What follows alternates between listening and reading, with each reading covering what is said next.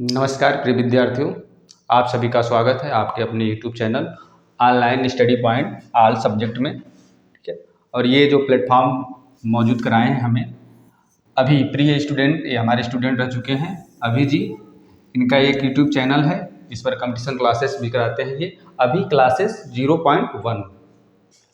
आज हम लोग BA सेकेंड सेमेस्टर प्राचीन इतिहास का प्रश्न पत्र सॉल्व करेंगे और बहुत ही शानदार व्याख्या करते हुए चलेंगे। तो आप लोग इसको देखिए, इसका एग्जाम कल है। इसका कोड है AAC 102। ठीक है, प्राचीन इतिहास AAC 102 BA सेकेंड सेमेस्टर के लिए है। तो चलिए शुरू करते हैं, देखते हैं प्रीवियस ईयर में किस प्रकार से प्रश्न बनते हैं।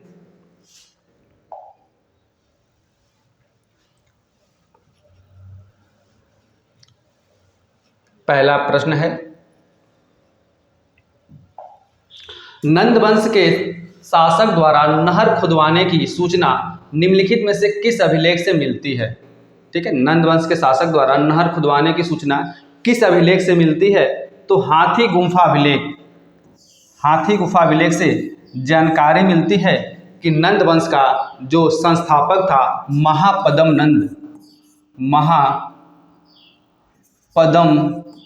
नंद, यह नंद वंश का संस्थापक भी था और इसने कलिंग पर आक्रमण किया था और कलिंग में ही एक नहर खुदवाया था जिसकी जानकारी हाथी गुफा अभिलेख से होती है। और हाथी गुफा अभिलेख जो है यह खारवेल का है। हाथी गुफा अभिलेख किसका है? तो यह खारवेल का है और इसी से जानकारी मिलती है महापद्म नंद ने कलिंग पर आक्रमण किया। यह जैन धर्म को मानता था और वहाँ से जीन सेन की मूर्ति लाया था, कहाँ? मगध में। और वहाँ एक नहर भी खुदवाया था और ये नहर खुदवाने की सबसे प्राचीन जानकारी भी मिलती है। चलिए अब नेक्स्ट क्वेश्चन पर चलते हैं। दूसरा प्रश्न है, अशोक के राज्याभिषेक के किस वर्ष कलिंग का युद्ध हुआ था? अशोक के राज्याभिषेक के किस वर्ष कलिंग युद्ध हुआ था? तो अशोक गद्दी पर बैठा था 273 ईसा पूर्व में। 273 ईसा पूर्व में अशोक गद्दी पर बैठा था। ठीक है, और 4 वर्ष बाद इसका राज्याभिषेक हुआ था 269 ईसा पूर्व में। और राज्याभिषेक के 8वें वर्ष यह कलिंग का युद्ध किया था। और कलिंग कहाँ है यह भी पूछता है, तो कलिंग उड़ीसा में है। ठीक है, 8वें वर्ष 261 ईसा पूर्व में यह कलिंग युद्ध किया था। अशोक अपने जीवन काल में केवल एकमात्र युद्ध किया था, कलिंग का युद्ध। चलिए अब नेक्स्ट प्रश्न पर चलते हैं। प्रसेनजीत राजा था, तो प्रसेनजीत जो राजा था यह कोसल का राजा था। कोसल की राजधानी श्रावस्ती थी। ठीक है, तो प्रसेनजीत कहाँ का राजा था? प्रसेनजीत बहुत ही प्रसिद्ध राजा था, कोसल महाजनपद का। मगध का जो राजा था, सबसे प्रसिद्ध राजा था ये बिंबिसार था।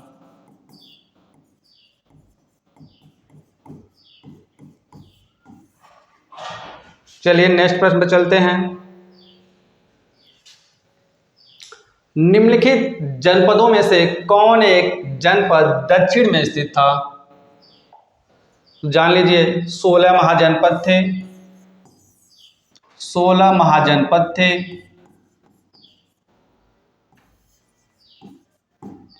10 गणराज्य था। इस वाले पेपर में आप लोगों को प्रश्न कहाँ से आता है, सिलेबस ही यही है कि 6ठी शताब्दी ईसा पूर्व में भारत की 6ठी शताब्दी ईसा पूर्व में भारत की राजनीतिक स्थिति। ठीक, उसके बाद से 16 महाजनपद, 10 गणराज्य, मगध का उदय, हर्यक वंश, शैशुनाग वंश, नंद वंश, मौर्य वंश, शुंग वंश, कौड़ वंश, यही आपके सिलेबस में है। ठीक है, तो ये पूछ रहा है निम्नलिखित जनपदों में से कौन एक जनपद दक्षिण में स्थित था। तो असमक महाजनपद जो था यह दक्षिण में स्थित था। इसकी राजधानी पोटल या पोटली थी। ठीक। सर्वाधिक शक्तिशाली महाजनपद जो बनकर उभरा था वह मगध था। मगध की राजधानी जो थी राजगृह या गिरिब्रज थी।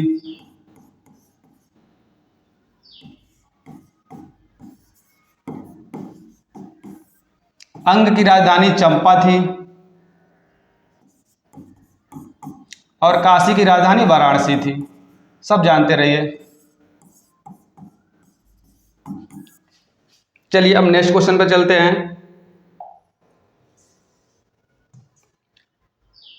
निम्नलिखित में से किसने अश्वमेध यज्ञ किया था। यह प्रश्न बार बार पूछता है कि अश्वमेध यज्ञ किसने किया था। ठीक है, यह प्रश्न आएगा ही आएगा। तो अश्वमेध यज्ञ किसने किया था।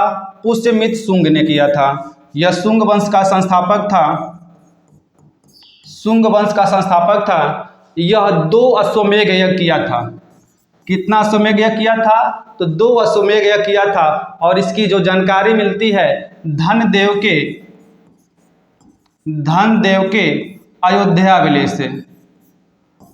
अयोध्या अभिलेख से धनदेव के अयोध्या अभिलेख से जानकारी मिलती है कि पुष्यमित्र शुंग ने 2 अश्वमेध यज्ञ किया था। ठीक है, शुंग वंश का शासक था। ये तो गुप्त वंश का शासक है। अग्निमित्र भी शुंग वंश का शासक है और यह मौर्य वंश का महान शासक है। चलिए नेक्स्ट क्वेश्चन पर चलते हैं। देवनाप्रिय उपाधि किसने धारण की थी। तो देवनाप्रिय उपाधि जो थी अशोक ने धारण की थी।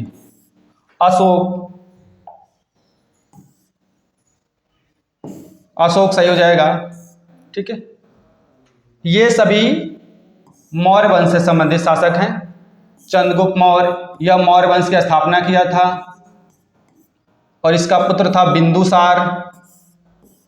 बिंदुसार का पुत्र था अशोक। अशोक का पुत्र था कुणाल। ठीक, अगले प्रश्न में चलते हैं। अर्थशास्त्र का लेखक कौन था। अर्थशास्त्र का लेखक जो था चाणक्य, कौटिल्य, विष्णुगुप्त। अर्थशास्त्र का लेखक कौन था। तो कौटिल्य था। कौटिल्य का अन्य नाम है चाणक्य और विष्णुगुप्त। चाणक्य, विष्णुगुप्त इन्हीं का नाम है। चरक ने चरक संहिता लिखी थी। ठीक है, अगले प्रश्न में चलते हैं। जैन धर्म का प्रबल अनुयायी कौन था। तो जैन धर्म का जो प्रबल अनुयायी था वह खारवेल था। खारवेल जो था चेदी या महामेघवाहन वंश का शासक था। किस वंश का शासक था। चेदी वंश या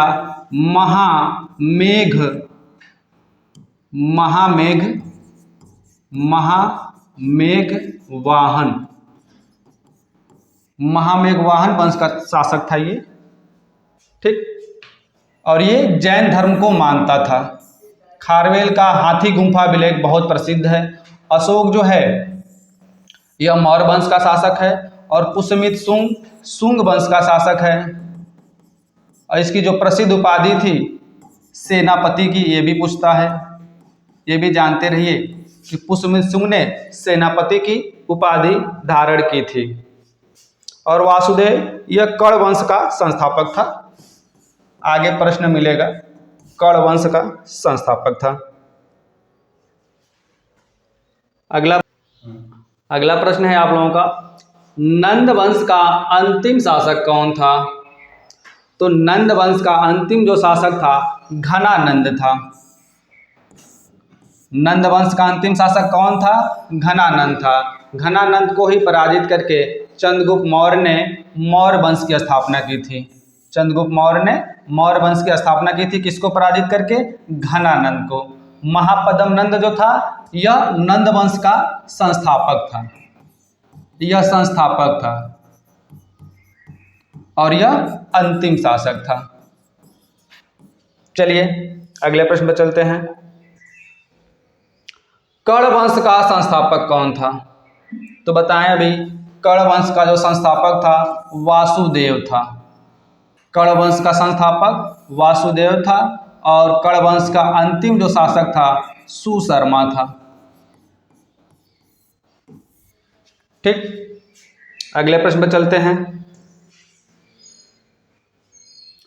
भारतीय इतिहास ज्ञान का प्राचीनतम साहित्यिक स्रोत कौन है? तो भारतीय इतिहास ज्ञान का सबसे प्राचीनतम साहित्यिक स्रोत जो है ऋग्वेद है। ठीक है, सही ऑप्शन हो जाएगा आपका ए, ऋग्वेद। ठीक, अगले प्रश्न में चलते हैं। किसने सेनानी की उपाधि धारण की थी? अभी बताए थे कि सेनानी की उपाधि किसने धारण की थी?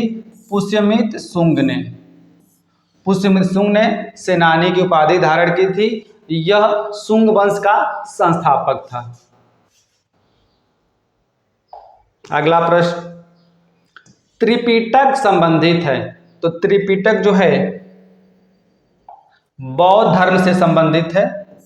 त्रिपिटक में 3 नाम से स्पष्ट हो जा रहा है, 3 पिटक थे।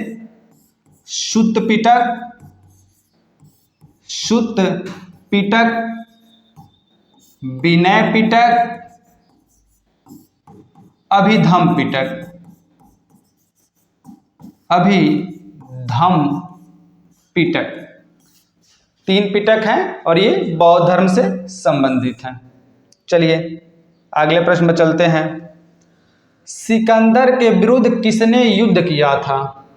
तो सिकंदर के विरुद्ध जो युद्ध किया था वह पुरु का राजा पोरस था। पुरु का राजा पोरस था। पोरस से पहले जो सिकंदर के साथ युद्ध किया था वह गंधार नरेश अष्टक था।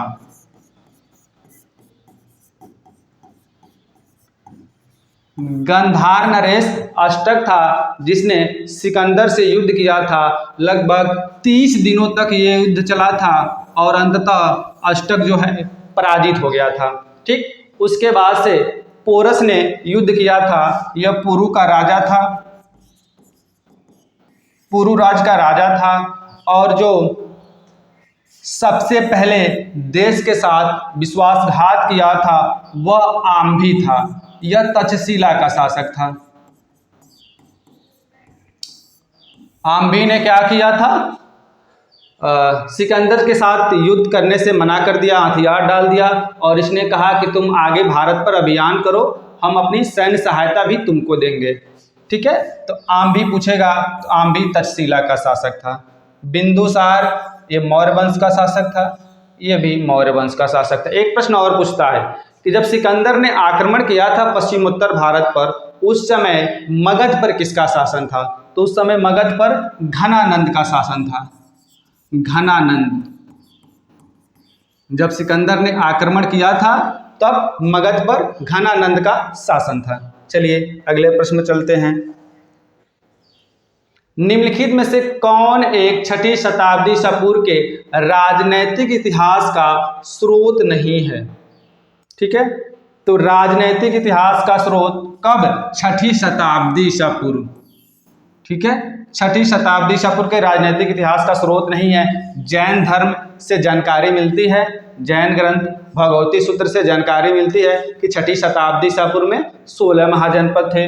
बौद्ध ग्रंथों से भी जानकारी मिलती है, बौद्ध ग्रंथ अंगुत्तर निकाय से जानकारी मिलती है कि 6ठी शताब्दी ईसा पूर्व में 16 महाजनपद थे।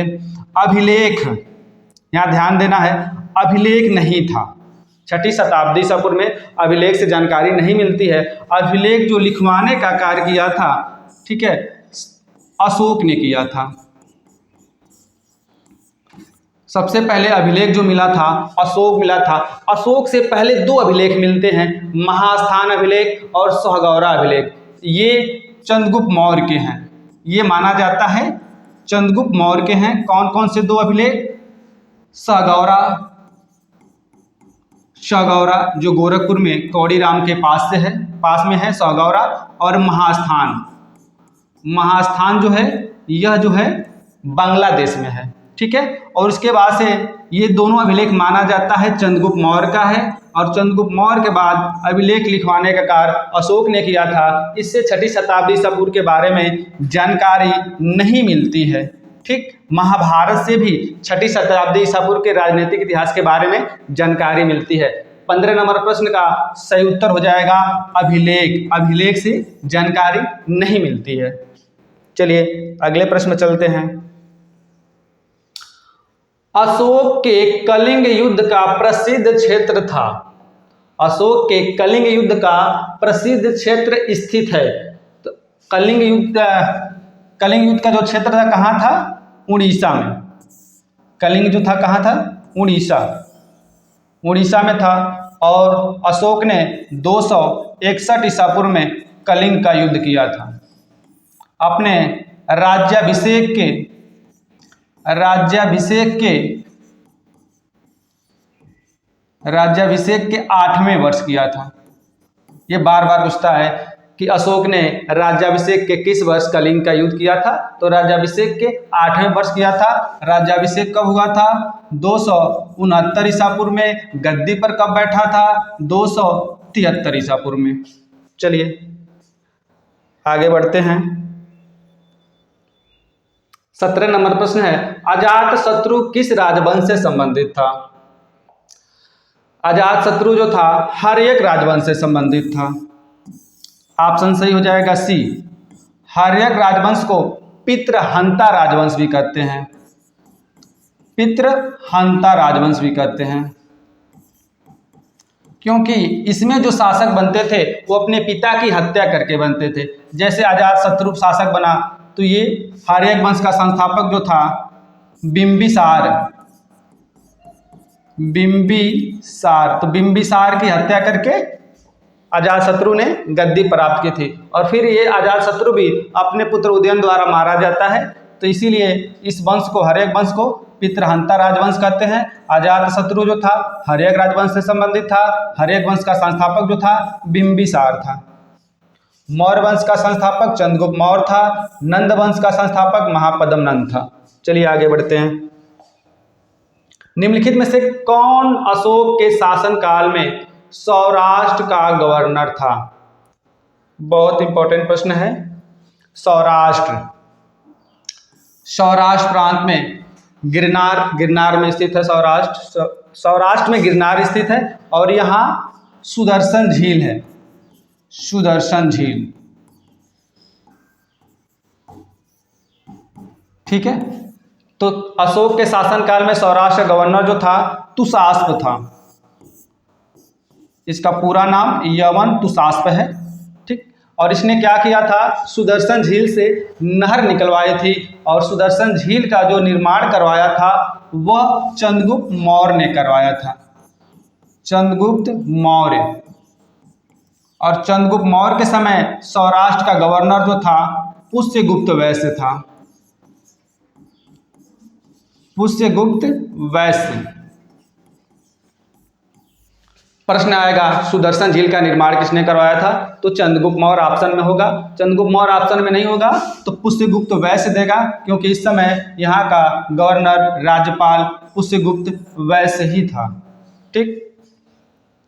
सुविशाख या रुद्रदामन के समय में था गवर्नर, ठीक। इसने सुदर्शन झील का निर्माण बिना बेगार के करवाया था। सुदर्शन झील का इतिहास जो मिलता है जूनागढ़ अभिलेख में मिलता है, रुद्रदामन के जूनागढ़ अभिलेख में। आगे बढ़ते हैं। 6ठी शताब्दी ईसा पूर्व के 16 महाजनपदों की सूची कहाँ मिलती है? तो 6ठी शताब्दी ईसा पूर्व के 16 महाजनपदों की सूची जो मिलती है बौद्ध ग्रंथ अंगुत्तर निकाय से मिलती है। बौद्ध ग्रंथ अंगुत्तर निकाय से मिलती है। अंगुत्तर निकाय सही हो जाएगा। यह बौद्ध ग्रंथ सुत्त पिटक का भाग है। सुत्त पिटक 5 निकायों में बांटा हुआ था, तो उसी का एक पार्ट है अंगुत्तर निकाय। इसी से जानकारी मिलती है। जैन ग्रंथ भगवती सूत्र से जानकारी मिलती है। जैन ग्रंथ भगवती सूत्र। ये प्रश्न आएगा ही आएगा कि 6ठी शताब्दी से पूर्व में 16 महाजनपद थे, इनकी जानकारी कहाँ से मिलती है? तो बौद्ध ग्रंथ अंगुत्तर निकाय, जैन ग्रंथ भगवती सूत्र से जानकारी मिलती है। 6ठी शताब्दी से पूर्व में 16 महाजनपद थे। उस 16 महाजनपद में 10 जो था गंगा घाटी में स्थित था, गंगा घाटी में, और 6 महाजनपद जो था गंगा घाटी से बाहर था। एक महाजनपद जो था दक्षिण भारत में स्थित था, असमक। असमक को याद रखिएगा, असमक। असमक महाजनपद जो था दक्षिण भारत में स्थित था। काशी, कोसल, अंग, मगध, वज्ज, मल, चेद, वत्स, कुरु, पंचाल, मत्स्य, सुरसेन, असमक, अवंती, गंधार, कंबोज, यही 16 महाजनपद थे। 20 नंबर प्रश्न है, 6ठी शताब्दी ईसा पूर्व में कौन सी शासन प्रणाली प्रचलित थी? तो 6ठी शताब्दी ईसा पूर्व में राजतंत्र, गणतंत्र, कुलीन तंत्र, तीनों शासन प्रणालियां प्रचलित थी। सही ऑप्शन हो जाएगा डी, उपरोक्त सभी। चलिए आगे बढ़ते हैं। 21 नंबर प्रश्न, 6ठी शताब्दी ईसा पूर्व में कौन सा गणतंत्र नहीं था? अब जब इसको आप पढ़े रहेंगे तभी कर पाएंगे। 6ठी शताब्दी ईसा पूर्व में कौन सा गणतंत्र नहीं था? तो वैशाली गणतंत्र था। वैशाली के लिच्छवी थे।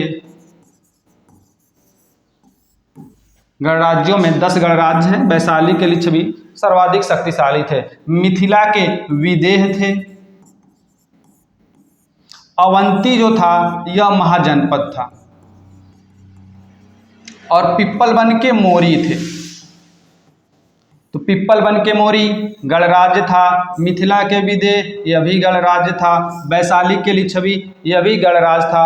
अवंती जो है यह महाजनपद था। सही ऑप्शन सी हो जाएगा, अवंती। शाक्यों की राजधानी थी। प्रश्न नंबर 22 है, शाक्यों की राजधानी थी तो कपिलवस्तु के शाक्य।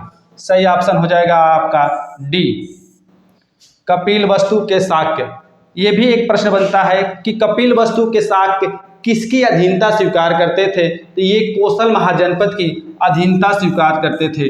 कोसल महाजनपद की अधीनता स्वीकार करते थे कपिलवस्तु के शाक्य। यहीं गौतम बुद्ध भगवान का जन्म भी हुआ था। शुद्धोधन यहाँ के राजा थे, और कोसल महाजनपद का जो प्रसिद्ध राजा था प्रसेनजीत, ये कपिलवस्तु पर अधिकार किया था। आगे बढ़ते हैं। कोसल की राजधानी थी, तो कोसल की राजधानी श्रावस्ती थी। सही ऑप्शन हो जाएगा सी, कोसल महाजनपद की राजधानी श्रावस्ती थी। चंपा जो थी अंग महाजनपद की राजधानी थी। कपिलवस्तु के साथ कपिलवस्तु राजधानी थी। साकेत जो है यह अयोध्या का प्राचीन नाम है। यह भी ध्यान दीजिएगा, पूछ देगा अयोध्या का प्राचीन नाम क्या है? तो साकेत है। चलिए आगे बढ़ते हैं। 24 नंबर प्रश्न, निम्न विकल्पों में से कौन सा एक सही नहीं है? कौन सही नहीं है भाई? ऑप्शन है कपिलवस्तु के शाक, बिल्कुल सही है। मिथिला के विदेह, यह भी सही है। वैशाली के लिच्छवी, यह भी सही है। पावा, पावा के मल्ल थे। पावा पड़ौना के मल्ल थे, ठीक है। कोली जो थे ये रामग्राम के थे। कोली कहाँ के थे? रामग्राम के थे। तो ये ऑप्शन सही नहीं है, सुमेलित सही नहीं है। पावा जो थे ये पड़ौना के मल्ल थे। कोली जो थे रामग्राम के कोली थे। सही ऑप्शन हो जाएगा 24 का डी। 25 नंबर प्रश्न है, वत्सकार मंत्री था। तो वत्सकार किसका मंत्री था? ये बार बार प्रश्न आता है। तो वत्सकार जो मंत्री था अजातशत्रु का मंत्री था। इसी के माध्यम से, वत्सकार के माध्यम से ही अजातशत्रु ने वैशालियों पर विजय प्राप्त की थी। वज्जी महासंघ पर, वज्जी वैशाली, ठीक है, वज्जी पर भी। वज्जी जो 8 राज्यों का संघ था, कुल मिलाकर 36 गढ़ इसमें शामिल थे, और ये 16 वर्षों तक युद्ध चला था। 16 वर्षों तक युद्ध चला था। अजातशत्रु ने वत्सकार के माध्यम से ही वज्जी संघ को पराजित किया था, ठीक। 2 नए गुप्त हथियारों का प्रयोग भी किया था। वो हथियारों का नाम भी पूछता है, अजातशत्रु ने किन 2 हथियारों का प्रयोग किया था? तो महाशिला कंटक, महाशिला कंटक, महाशिला कंटक और रथ मूसल, 2 हथियारों का नाम भी जानते रहिएगा। महाशिला कंटक और रथ मूसल 2 गुप्त हथियारों का प्रयोग करके वैशाली वज्जी संघ पर इसने विजय भी प्राप्त की थी। आगे बढ़ते हैं। किसने शाक्यों पर आक्रमण किया था? शाक्यों पर जो आक्रमण किया था, शाक्य किसके अधीन थे? कोसल महाजनपद के अधीन थे। कोसल महाजनपद की अधीनता स्वीकार करते थे। कोसल महाजनपद का जो राजा था प्रसेनजीत था। ठीक है, तो प्रसेनजीत इन पर आक्रमण स्पष्ट रूप से नहीं मिलता है, लेकिन इसका अधिकार था। इसके पुत्र ने शाक्यों पर आक्रमण किया था, इसीलिए इसका सही विकल्प जो है बी सही हो जाएगा, प्रसेनजीत। डाउट में मत रहिएगा, सही ऑप्शन जो है प्रसेनजीत ही है। आगे बढ़ते हैं। रामायण के लेखक कौन हैं? तो रामायण के लेखक जो हैं वाल्मीकि हैं। रामायण के लेखक कौन हैं? वाल्मीकि हैं। ऑप्शन ए 27 का सही ऑप्शन हो जाएगा ए। व्यास जो हैं महर्षि कृष्ण द्वैपायन वेद व्यास जो हैं महाभारत लिखे थे। तुलसीदास रामचरितमानस लिखे थे। मनु ने मनु स्मृति लिखा था। चलिए आगे बढ़ते हैं। कौन सा सबसे प्राचीन वेद है? सबसे प्राचीन वेद जो है ऋग्वेद है। सबसे बाद का वेद जो है अथर्ववेद है। सही ऑप्शन हो जाएगा ऋग्वेद। सबसे प्राचीन वेद ऋग्वेद, अथर्ववेद सबसे बाद का वेद है, ये नवीन वेद है। बाद का वेद जो है अथर्ववेद है और सबसे प्राचीन ऋग्वेद है। आगे बढ़ते हैं। ऋग्वेद में कितने मंडल हैं? तो ऋग्वेद में कुल 10 मंडल हैं। सही हो जाएगा ऑप्शन बी 10 मंडल। ऋग्वेद में कुल कितने मंडल हैं? 10 मंडल हैं। ऋग्वेद के तीसरे मंडल से जानकारी मिलती है किसकी? गायत्री मंत्र की। और दशराग युद्ध के। चलिए 30 नंबर प्रश्न देखते हैं। 30 नंबर प्रश्न है, उपनिषदों को क्या कहा जाता है? उपनिषदों को क्या कहा जाता है? तो उपनिषदों को वेदांत भी कहा जाता है। सही ऑप्शन हो जाएगा ए, उपनिषदों को वेदांत भी कहा जाता है। वैदिक साहित्य में कुल 4 होते हैं। वैदिक साहित्य के कुल कितने अंग हैं? 4 अंग हैं। वेद है, ब्राह्मण ग्रंथ हैं, आरण्यक हैं और उपनिषद हैं। तो वेदों के जो अंतिम भाग कौन है? उपनिषद है। इसीलिए उपनिषद को वेदांत भी कहा जाता है। वेदों का अंतिम भाग, वेदों को भली बात जानने के लिए वेदांत का अध्ययन किया जाता है। ठीक। 31 नंबर प्रश्न है, गौतम बुद्ध किस गणराज्य से संबंधित थे? तो कपिल वस्तु के शाक्य गणराज्य से गौतम बुद्ध संबंधित थे। ऑप्शन 31 का सी हो जाएगा और 30 का ए हो जाएगा। चलिए आगे बढ़ते हैं। 32 नंबर प्रश्न, इंडिका के लेखक कौन थे? तो इंडिका के लेखक जो थे मेगास्थनीज। इंडिका का लेखक मेगास्थनीज था। सही हो जाएगा ऑप्शन डी, मेगास्थनीज।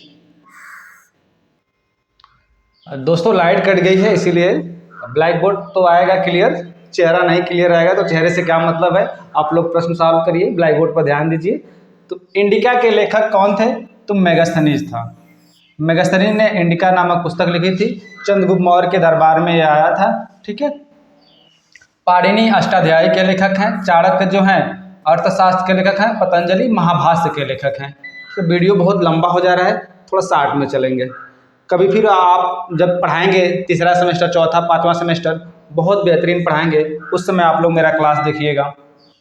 33 नंबर प्रश्न है, निम्नलिखित शासकों में से किसने युद्ध भूमि में महाशिला कंटक का प्रयोग किया था? तो अभी बताएं आपको, अजात शत्रु ने 2 नए गुप्त हथियारों का प्रयोग किया था, रथ मूसल और महाशिला कंटक।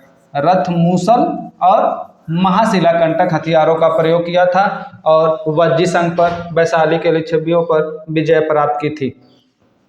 चलिए अगले प्रश्न पर, द्वितीय बौद्ध संगीति का आयोजन किसके शासनकाल में हुआ था? तो द्वितीय बौद्ध संगीति का आयोजन किस वंश के शासनकाल में हुआ था? तो शैशुनाग वंश के शासनकाल में हुआ था। सही ऑप्शन हो जाएगा बी। पहली बौद्ध संगीति हर्यक वंश के शासनकाल में हुआ था। दूसरी बौद्ध संगीति शैशुनाग वंश के शासनकाल में हुआ था। तीसरी बौद्ध संगीति मौर्य वंश के शासनकाल में हुआ था अशोक के समय में। और चौथी बौद्ध संगीति कनिष्क के समय में कुषाण वंश के शासनकाल में हुआ था। कुल 4 बौद्ध संगीतियाँ हुई थी। पहली 483 ईसा पूर्व, 383, 250 लगभग ईसा पूर्व और प्रथम शताब्दी ईस्वी में। 35 नंबर प्रश्न है, निम्नलिखित में से किसने शुंग वंश के शासनकाल के विषय में जानकारी प्राप्त होती है? तो मालविका अग्निमित्रम से शुंग वंश के बारे में जानकारी मिलती है। सही ऑप्शन हो जाएगा डी, मालविका अग्निमित्रम। अगले प्रश्न बढ़ते हैं। 36 नंबर प्रश्न है, किस राजा ने सर्वप्रथम सुदर्शन झील का निर्माण करवाया था? तो आपको बताए थे पहले भी, सुदर्शन झील का निर्माण जो करवाया था चंद्रगुप्त मौर्य ने करवाया था। चंद्रगुप्त मौर्य के समय यहाँ का राज्यपाल जो था पुष्यगुप्त वैश्य था। पुष्यगुप्त वैश्य था, इसी ने ही सुदर्शन झील का निर्माण करवाया था। अशोक ने क्या किया था? अशोक ने यहाँ से सिंचाई के लिए नहर निकलवाया था।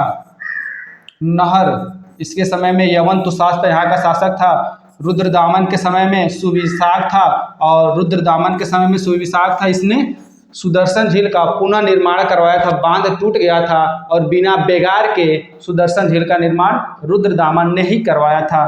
स्कंदगुप्त ने भी, बांध पुनः टूट गया था तो पड़दत्त के माध्यम से स्कंदगुप्त ने सुदर्शन झील के बांध का निर्माण करवाया था। 37 नंबर प्रश्न है, अशोक के अभिलेखों की भाषा है? अशोक के अभिलेखों की भाषा प्राकृत पाली है। ऑप्शन बी सही हो जाएगा 37 नंबर प्रश्न का, ऑप्शन बी। 38 नंबर प्रश्न, निम्नलिखित में से कौन व्याकरण ग्रंथ नहीं है? तो महाभाष्य व्याकरण ग्रंथ है, अष्टाध्यायी व्याकरण ग्रंथ है, तमिल चंद्र व्याकरण ये भी व्याकरण ग्रंथ है, लेकिन इंडिका व्याकरण ग्रंथ नहीं है। सही ऑप्शन हो जाएगा 38 का सी। 39 नंबर प्रश्न, किस शुंग शासक ने 2 अश्वमेध यज्ञ किया था? तो 2 अश्वमेध यज्ञ किया था पुष्यमित्र शुंग ने। धनदेव के अयोध्याभिलेख से जानकारी मिलती है कि पुष्यमित्र शुंग ने 2 अश्वमेध यज्ञ किया था। 39 का सही हो जाएगा ए, 2 अश्वमेध यज्ञ किया था। धनदेव के अयोध्याभिलेख से जानकारी मिलती है। अगला प्रश्न 40 है, सिकंदर के आक्रमण के समय तक्षशिला का शासक कौन था? तो सिकंदर के आक्रमण के समय तक्षशिला का जो शासक था आम्भी था, और आम्भी ने सिकंदर से लड़ने से मना कर दिया था और अपनी सैन्य सहायता भी सिकंदर को दिया था। सही हो जाएगा आम्भी। आम्भी के बाद जो देश के साथ विश्वासघात किया था वह शशिगुप्त था। शशिगुप्त ने भी सिकंदर के साथ युद्ध नहीं किया, पोरस युद्ध किया था और अष्टक ने युद्ध किया था। 41 नंबर प्रश्न, कहा जाता है कि चंद्रगुप्त मौर्य की मृत्यु हुई? तो चंद्रगुप्त मौर्य की जो मृत्यु हुई थी श्रवणबेलगोला में हुई थी। यह कर्नाटक में है। कर्नाटक की पहाड़ी पर श्रवणबेलगोला पर चंद्रगुप्त मौर्य की मृत्यु हुई थी संलेखना विधि से। संलेखना विधि जैन धर्म में चलता है। अन्न जल ग्रहण सबका त्याग करके अपने प्राण का अंत करते हैं, उसको संलेखना विधि कहते हैं। तो चंद्रगुप्त मौर्य की मृत्यु हुई थी संलेखना पद्धति से श्रवणबेलगोला की पहाड़ी पर। 42 नंबर प्रश्न है, अजातशत्रु का उपनाम था? तो अजातशत्रु का जो उपनाम था कुड़िक था। ऑप्शन बी सही हो जाएगा। 43 नंबर प्रश्न, सौंदरानंद का लेखक कौन था? तो सौंदरानंद का लेखक जो था अश्वघोष था। 43 का ए सही हो जाएगा, अश्वघोष। अश्वघोष ऑप्शन ए सही हो जाएगा। 44 नंबर प्रश्न है, प्रथम तीर्थंकर कौन थे? तो प्रथम तीर्थंकर जो थे ऋषभदेव थे, ऋषभनाथ या ऋषभदेव। जैन धर्म में कुल 24 तीर्थंकर थे, तो प्रथम ऋषभदेव थे। पार्श्वनाथ 23वें तीर्थंकर थे। पार्श्वनाथ 23वें तीर्थंकर थे और 24वें तीर्थंकर जो थे महावीर स्वामी थे। कुल 24 तीर्थंकर थे। 45 नंबर प्रश्न है, मगध के किस शासक को उग्रसेन के नाम से जाना जाता है? तो महापद्म नंद को उग्रसेन के नाम से जाना जाता है। महापद्म नंद ने उग्रसेन की उपाधि धारण की थी, एक राट की उपाधि धारण की थी, दूसरा परशुराम की उपाधि धारण की थी, सर्वछत्रांतक की उपाधि धारण की थी महापद्म नंद ने। चलिए आगे बढ़ते हैं। 46 नंबर प्रश्न, 16 महाजनपदों में से कितने गंगा घाटी में स्थित थे? तो 16 महाजनपदों में कुल 10 महाजनपद जो थे गंगा घाटी में थे। 6 महाजनपद गंगा घाटी से बाहर था। एक महाजनपद जो था अस्मक महाजनपद दक्षिण भारत में स्थित था। 46 का सी हो जाएगा सही विकल्प। 47 नंबर प्रश्न, बुद्ध ने प्रथम उपदेश कहाँ दिया था? तो बुद्ध ने प्रथम उपदेश जो दिया था सारनाथ में दिया था। सही ऑप्शन हो जाएगा बी सारनाथ। बोध गया में ज्ञान की प्राप्ति हुई थी। सारनाथ में प्रथम उपदेश दिए थे। लुम्बिनी में जन्म हुआ था। कुशीनगर में मृत्यु हुई थी। चलिए आगे बढ़ते हैं। 48 नंबर प्रश्न, गांधार महाजनपद की राजधानी थी। तो गांधार महाजनपद की जो राजधानी थी तक्षशिला थी। ऑप्शन ए सही हो जाएगा 48 नंबर प्रश्न का ऑप्शन ए। चंपा अंग महाजनपद की राजधानी थी। साकेत जो था यह अयोध्या का प्राचीन नाम था। 49 नंबर प्रश्न, प्रियदर्शी दूसरा नाम था। तो प्रियदर्शी जो दूसरा नाम था अशोक का था। सही ऑप्शन हो जाएगा ए अशोक। 50 नंबर प्रश्न और ये आखिरी प्रश्न है, महाभाष्य के लेखक कौन है? तो महाभाष्य के लेखक पतंजलि हैं। पाणिनि ने अष्टाध्यायी लिखा था। पतंजलि ने महाभाष्य लिखा था। कौटिल्य ने अर्थशास्त्र लिखा था। ठीक है, 50 प्रश्न थे। इसके पहले 2 प्रश्न पत्र को और हमने सॉल्व कर दिया है, तो उसका जो लिंक है डिस्क्रिप्शन और कमेंट बॉक्स में रहेगा। तो दोनों को भी उसको देखिए, वो बहुत शॉर्ट में बनाए हैं। 10-10 मिनट का वीडियो है। 2 प्रश्न पत्र वो है और ये 3 हो जाएगा। और इसमें से कोई भी प्रश्न हमें नहीं लगता है कि बाहर जाएगा। 30 से 40 प्रश्न जो है रिपीट आ रहे हैं। तो 2 प्रश्न पत्र प्रीवियस ईयर का वो है और एक 3 है। तीनों को आप लोग देखिए। हमें लगता है कि आपका 45 प्लस प्रश्न सही हो जाएगा। चलिए, हमारे साथ जुड़ने के लिए बहुत बहुत धन्यवाद। वीडियो अच्छा लगे तो लाइक शेयर सब्सक्राइब जरूर करिएगा। धन्यवाद।